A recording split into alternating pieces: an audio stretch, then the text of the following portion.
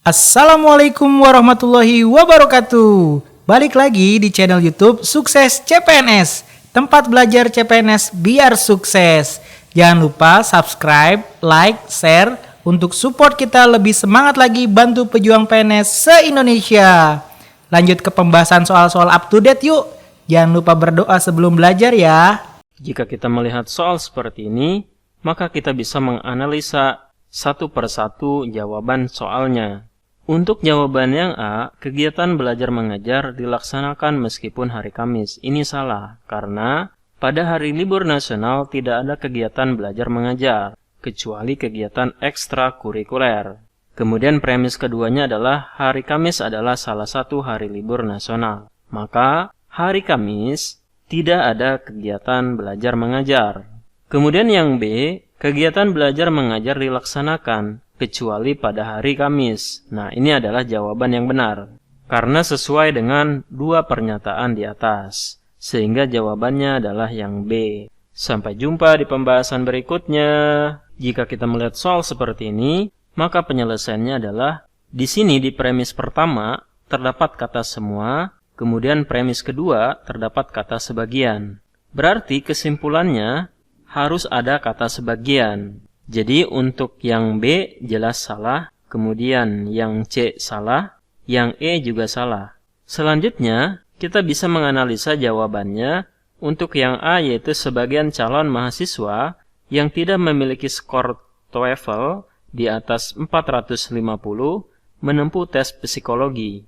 Kita bisa lihat pada premis kedua, sebagian calon mahasiswa memiliki skor TOEFL di atas 450. Maka di sini terdapat sebagian calon mahasiswa memiliki skor TOEFL kurang dari 450. Kemudian kita lihat pernyataan pertama, semua calon mahasiswa melaksanakan tes psikologi. Jadi jawaban yang A benar. Sebagian calon mahasiswa yang tidak memiliki skor TOEFL di atas 450 menempuh tes psikologi. Jadi jawabannya adalah yang A. Sampai jumpa di pembahasan berikutnya. Jika kita melihat soal seperti ini, maka kita bisa menganalisa premis-premisnya terlebih dahulu.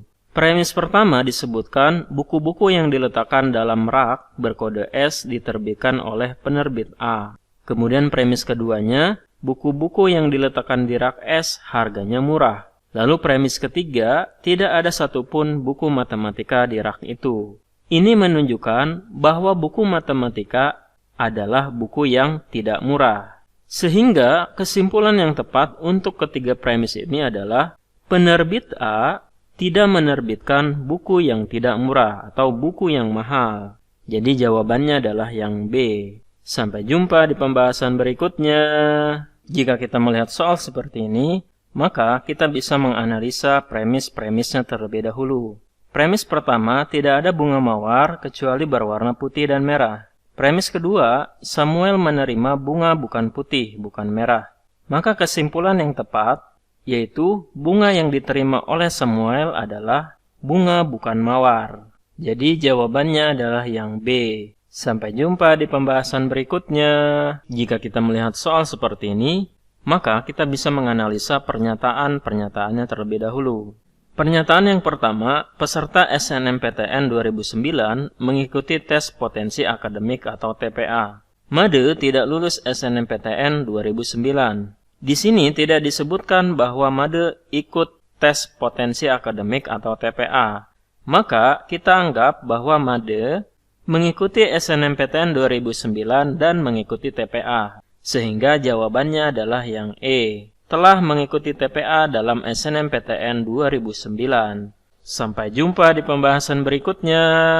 Jika kita melihat soal seperti ini, maka kita bisa menganalisa pernyataan-pernyataannya terlebih dahulu. Untuk pernyataan pertama, semua pelaut adalah perenang. Kemudian pernyataan kedua, sebagian perenang bukan penyelam. Berarti di sini disebutkan juga bahwa sebagian perenang adalah penyelam. Maka jika terdapat premis satu itu ada kata semua, kemudian pada premis kedua adalah kata sebagian, maka kesimpulannya adalah ada unsur kata sebagian. Maka untuk yang A salah, yang B salah, yang D juga salah. Sehingga kesimpulan yang tepat untuk kedua pernyataan yang ini adalah yang E, yaitu sebagian pelaut bukan penyelam. Sampai jumpa di pembahasan berikutnya.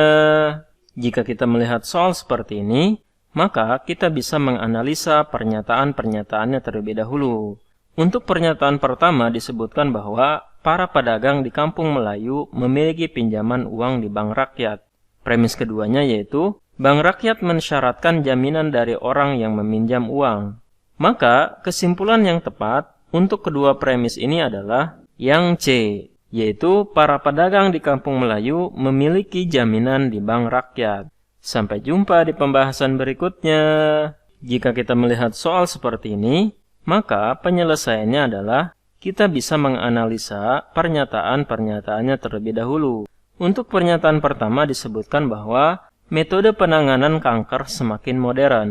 Kemudian pernyataan kedua, sejak pertama diketahui mengidap kanker pada tahun 1960-an, 60% penderita kanker hidup selama 5 tahun.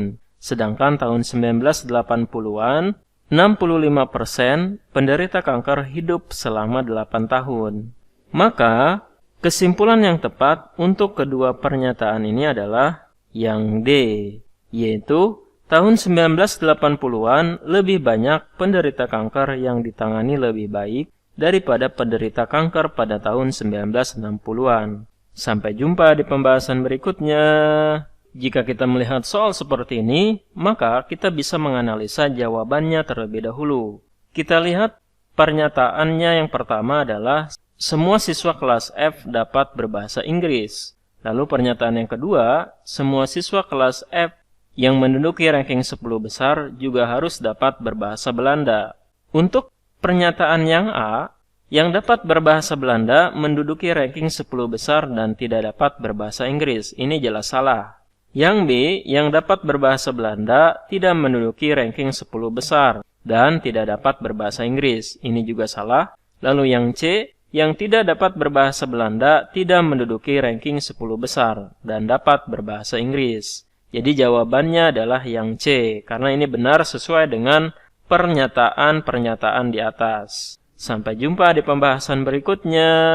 Jika kita melihat soal seperti ini, maka kita bisa menganalisa pernyataan-pernyataannya terlebih dahulu. Kita lihat pernyataan yang pertama adalah lampu neon 20 watt lebih terang daripada bola lampu 20 watt.